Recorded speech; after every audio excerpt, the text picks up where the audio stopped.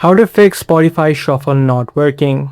In this situation, what you can firstly do is try to toggle on and toggle off the shuffle option inside of Spotify. So you can just tap on and tap off this option and try to see if this fixes the issue. If the issue is not fixed, then what you can do is close the Spotify app from the recent app list.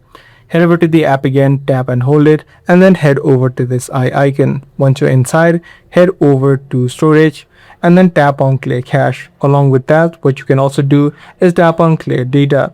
But before you do that, this will delete any sort of files or settings that you have enabled. Apart from this, if you don't want to do this, is what you can do is log out and then log in back. Now, if none of these solutions work out for you, then what you can do is look for new updates available for Spotify. So hop into the Play Store or the App Store. You can search for Spotify, and if you do see new updates available, make sure you tap on this update button. Lastly, what you can do if none of these solutions work out for you is uninstall the Spotify from your device and then again re-download it. This ensures that any sort of bugs which may be causing this issue should be now fixed. I do hope this guide video was helpful to you. If it was, be sure to subscribe. That's pretty much all for today. I'll see you in the next video.